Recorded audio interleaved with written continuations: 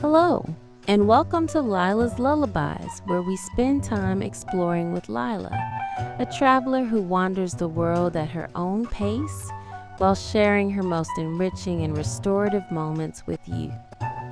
In tonight's story, we'll hike with Lyla along one of the most beautiful areas of the Appalachian Trail, located in the states of Tennessee and North Carolina. There's nowhere you need to be, nothing you need to remember. Just settle in, get comfortable, and let yourself go. We're so glad you're here. Whenever you're ready, let's begin. The morning air at Carver's Gap was cool and clean, despite it being mid-July, and Lyla stood at the trailhead adjusting the straps on her day pack, letting herself acclimate to the elevation. At just over 5,600 feet, the gap sat high enough that the temperature remained comfortable even in summer, and she was grateful for that.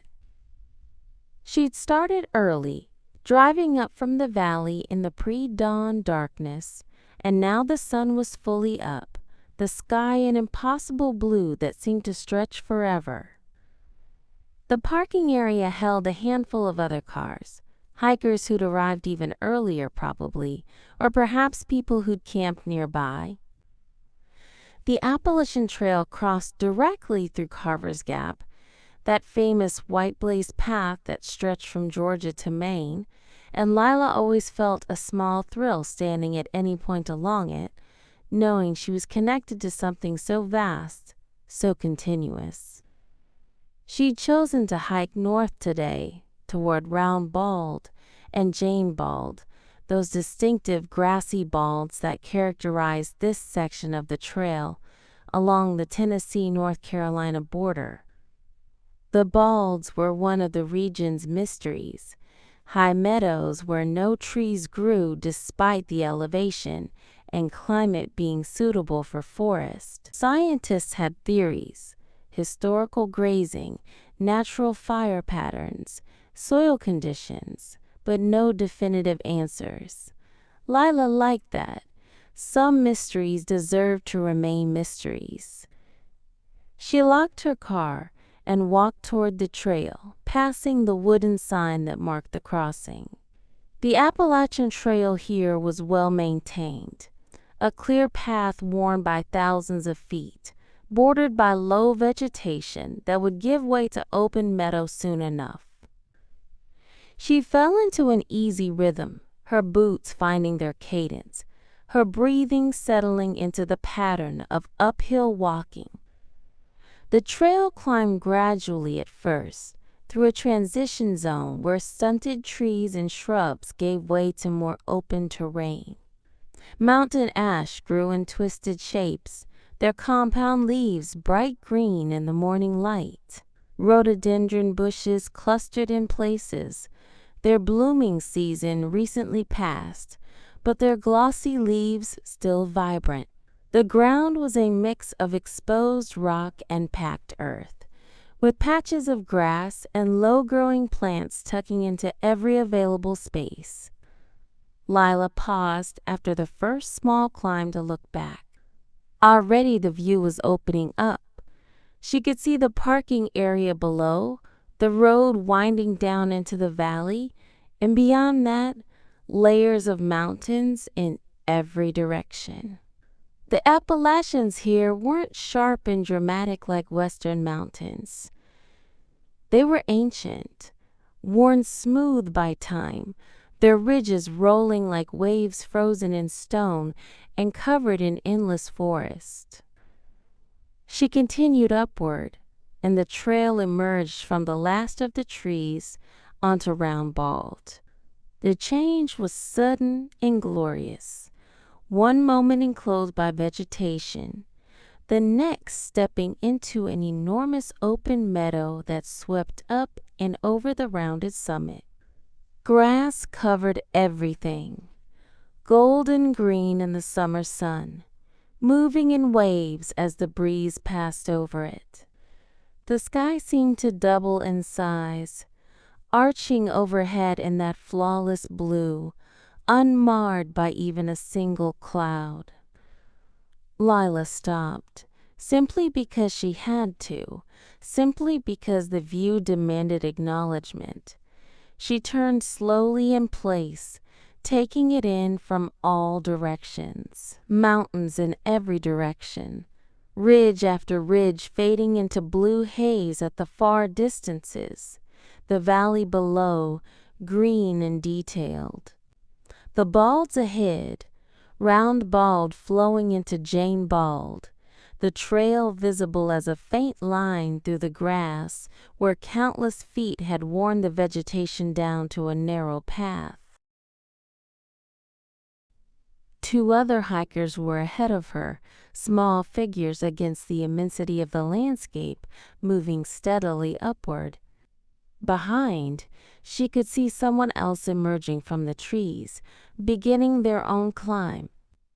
But the space was so vast that even with other people present, it felt open and uncrowded, as though there was room enough for everyone to have their own experience of the place.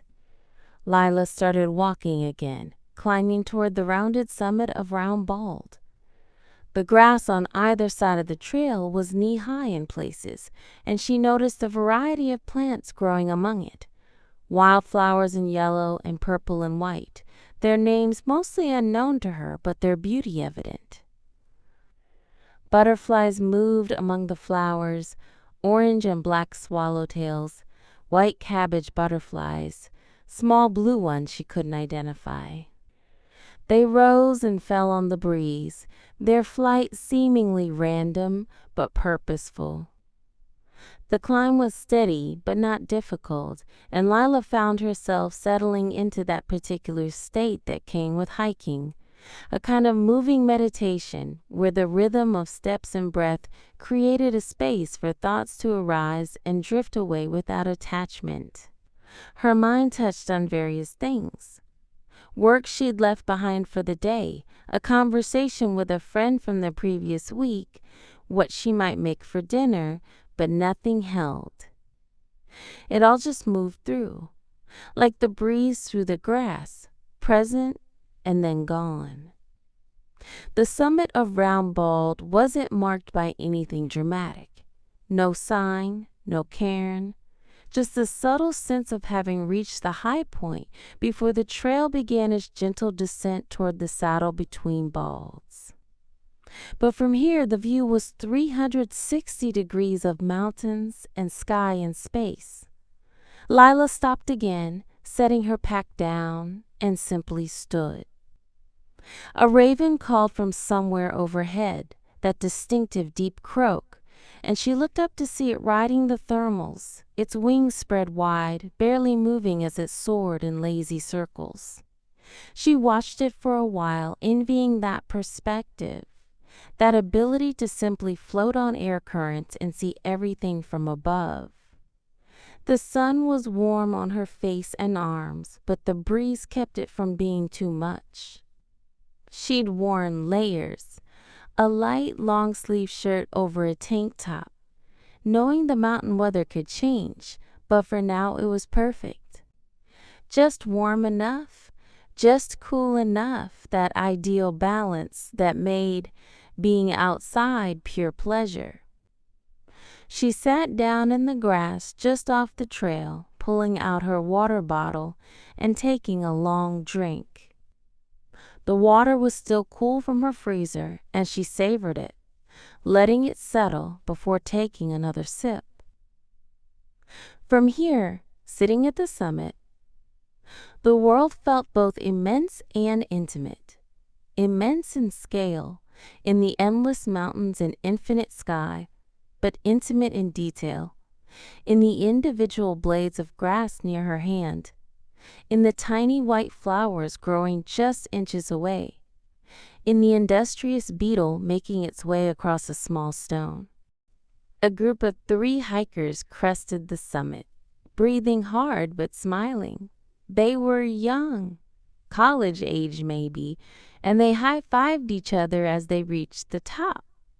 One of them had a phone out and was trying to capture the view, turning in circles, But Lyla could see the frustration on his face. Some things couldn't be captured, couldn't be contained in a frame. You had to be here, had to experience it directly, had to let it be bigger than any recording could manage. The group rested briefly, then continued on, their voices fading as they descended toward the saddle. Lyla stayed a bit longer, in no hurry. This was her day, her pace, her experience to unfold however it wanted to. Eventually she stood, shouldered her pack, and continued on. The trail descended gently through more grass, the path worn but still soft underfoot. Ahead, Jane Bald rose, slightly higher than Round Bald, its summit visible as another rounded swell of grassland. Between the two balds, the trail dipped into a shallow saddle where a few trees had managed to establish themselves, stunted spruces that grew in twisted shapes, bent by wind and weather but persistent. In the saddle, the temperature dropped noticeably, cooler air settling in the low point, and Lyla welcomed it. A small spring emerged from the ground near the trail, water trickling over moss-covered rocks before disappearing again into the earth. The moss was impossibly green, luminous in the filtered light beneath the small trees, and she paused to look at it closely, admiring the tiny, perfect structure of each small plant. The trail climbed again, up toward Jane Bald, and Lila's legs settled back into the uphill rhythm. Her breathing deepened but remained steady. She was in good shape, walked regularly, and the elevation was manageable. The views opened up again as she rose above the saddle, and if anything, they seemed even more expansive from here. She passed a section where the trail had been reinforced with stone steps, work done by trail maintainers to prevent erosion and protect the fragile ecosystem of the Bald. She appreciated the care that went into maintaining these trails, the volunteers who spent days and weeks working to preserve these paths for everyone who came after. A couple was descending toward her, older, probably in their 60s, moving carefully but confidently. They exchanged greetings as they passed, the traditional trail acknowledgement. "Beautiful day," the woman said, and Lyla agreed, and that was enough. Fellow travelers, recognizing each other, sharing the experience without needing elaborate conversation. The summit of Jane Bald was broader than Round Bald, the high point less defined, more of a gentle swell than a distinct peak, but the views were even better if that was possible. She could see further in every direction, the curvature of the earth almost perceptible in the way distant ridges curved away toward the horizon. Lyla found a flat rock and sat, setting her pack beside her. She pulled out the sandwich she'd packed, simple, just cheese and tomato on good bread, and unwrapped it slowly. The first bite tasted better than any sandwich had a right to taste, but that was the mountain effect. Everything tasted better up here, smelled better, felt better. The air, the light, the space, it all combined to heighten every sense. As she ate, she watched the landscape. The mountains were predominantly forested, that deep green of Appalachian summer, but she could pick out different shades. Darker where spruces grew, lighter where deciduous trees dominated, almost blue-gray in the far distances.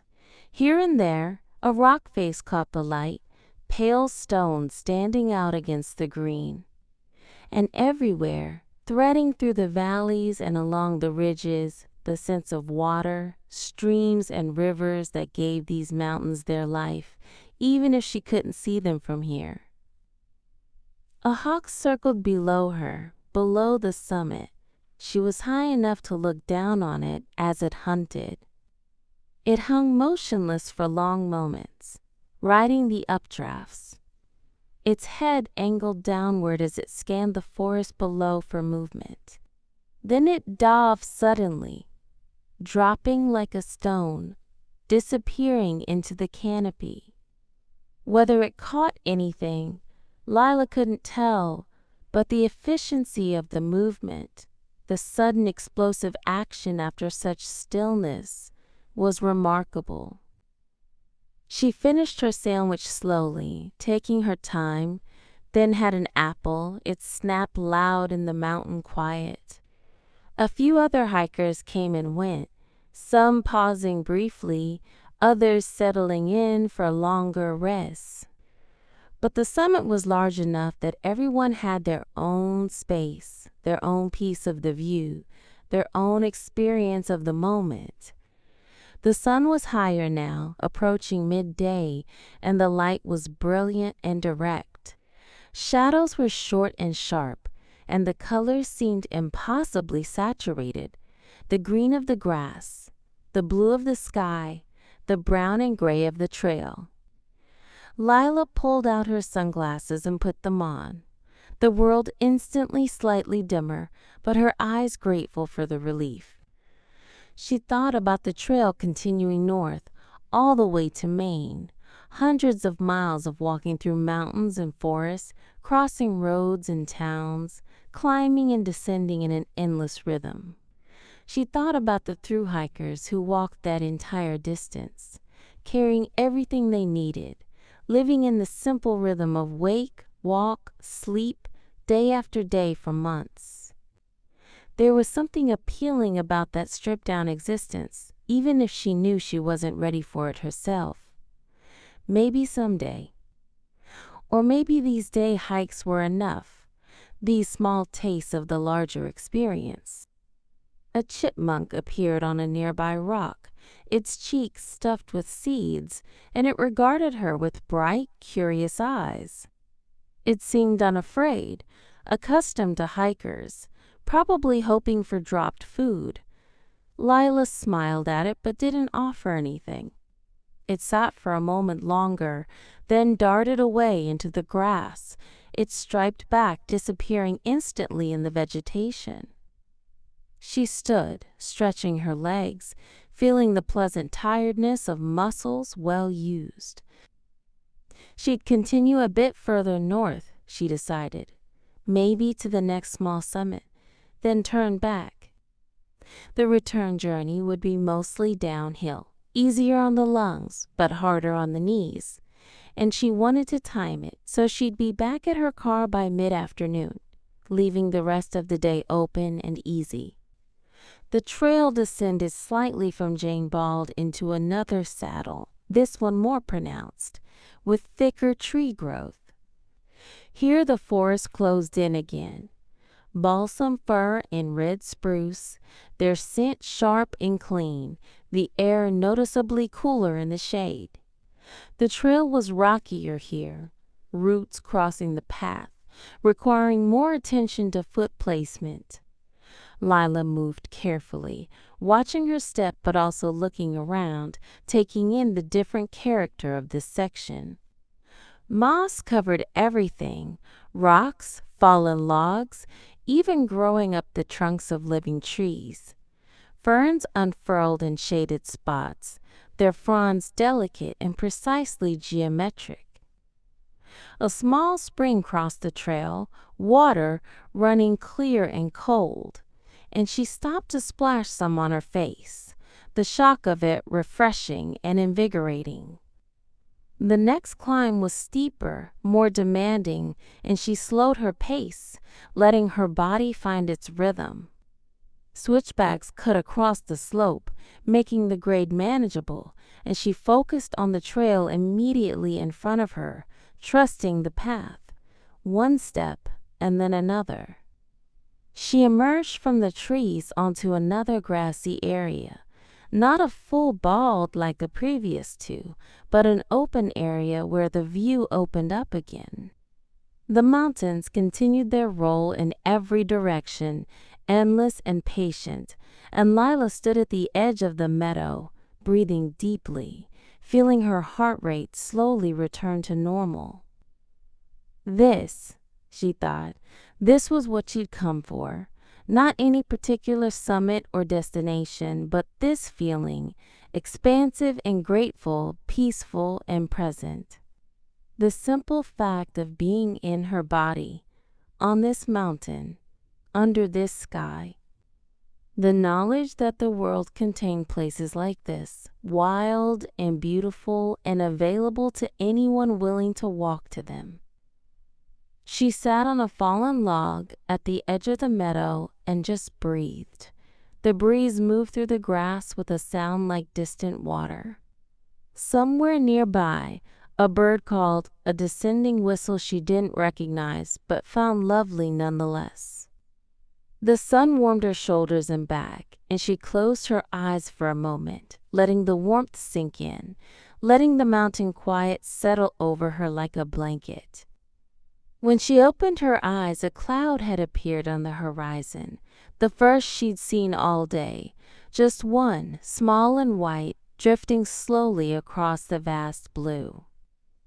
She watched it change shape as it moved, thinking about impermanence, about change, about how nothing stayed the same even when it appeared to. Even mountains slowly wearing away grain by grain, year by year, millennium by millennium. But that was okay. That was as it should be.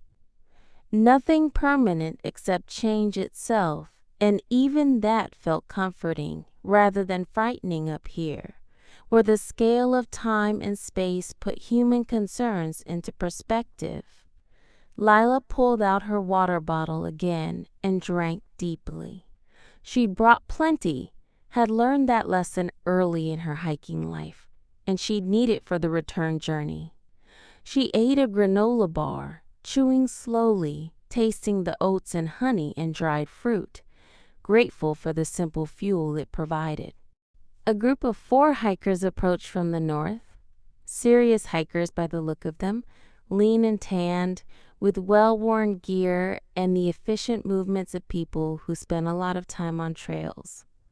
They nodded as they passed, and one of them said, "Great day for it," and Lyla agreed.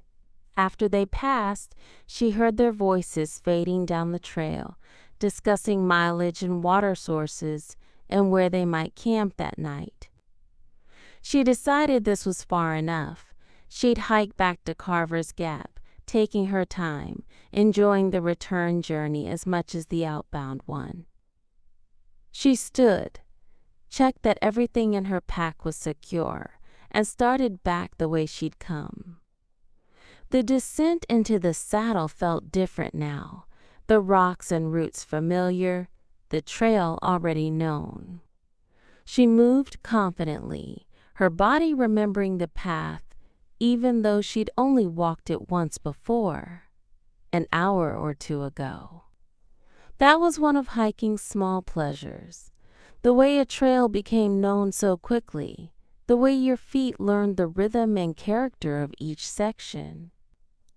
Back up and over Jane Bald, the views now catching her from different angles, the light having shifted enough in the past hour that everything looked subtly different. The mountains to the east were more shadowed now, while those to the west seemed brighter. The same landscape, but constantly changing depending on time and light and perspective. She passed more hikers on the way back. The trail was busier now, mid-morning having brought more people out. She exchanged greetings with each group, brief acknowledgments that felt appropriate to the setting. No one was chatty on the climbs, everyone saving their breath for the effort, but at the summits and in the saddles, people were more talkative, more willing to pause and exchange observations about the views, the weather, the trail conditions ahead.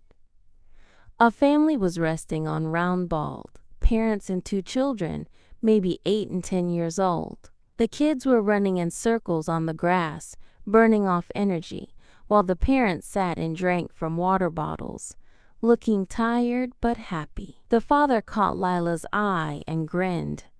"They have unlimited energy," he said, gesturing at the kids. "Better here than cooped up inside," Lyla said, and he laughed and agreed. She continued down, and now the parking area was visible below, the final destination in sight, but still a good 20 minutes away. She took her time, letting her knees adjust to the downhill, using her trekking poles to take some of the impact. The trail descended through the transition zone again, back into the stunted trees and rhododendrons, the open sky giving way gradually to a sense of enclosure. And then she was back at Carver's Gap, the parking area now much fuller than when she'd arrived hours ago. Her car sat where she'd left it, patient and waiting. She unlocked it and tossed her pack in the back, then sat in the driver's seat with the door open, her feet still on the ground outside, not quite ready to close herself into the car and begin the drive back. She sat there for a few minutes, looking up at the mountains she just walked on, at Round Bald and Jane Bald visible from here as gentle swells against the sky. She could see tiny figures moving on them, other hikers having their own experiences, their own moments of expansiveness and gratitude and peace. Her legs felt pleasantly tired, her muscles warm and loose from the work. Her face felt tight from sun and wind, and she knew she'd be slightly pink despite the sunscreen. She felt deeply, quietly satisfied. Not the satisfaction of achievement exactly, since she hadn't been trying to achieve anything in particular, but the satisfaction of time well spent, of being fully present in her body and in the world. She thought about the raven she'd seen, soaring effortlessly, about the hawk diving after its prey, about the chipmunk with its cheeks full of seeds, about the endless mountains rolling away in every direction, patient and persistent, wearing away so slowly that human lifespans couldn't measure the change. About the grass moving in waves, the wildflowers nodding on their stems, the butterflies rising and falling on the breeze. She thought about how grateful she was for legs that could carry her up mountains, for lungs that could breathe this clean air, for eyes that could take in these views, for this day and this place and this moment, for the Appalachian Trail and all the people who maintained it and made it available, for the mystery of the balds and the beauty of the summer sky and the simple pleasure of a sandwich eaten at high elevation. Eventually, she pulled her feet into the car and closed the door. She started the engine and began the drive down. The road winding through the forest, dropping in elevation, taking her back toward the valley and the rest of her day. But part of her remained on the mountain, in the grass and the light and the expansive quiet, and she knew she'd carry that feeling with her, peaceful and grateful and deeply fundamentally content. The mountains receded in her rearview mirror but didn't disappear, remaining visible for miles as she drove, a constant reminder of where she'd been, of what she'd experienced, of the gift of this day and this place and this beautiful, impermanent, perfect world.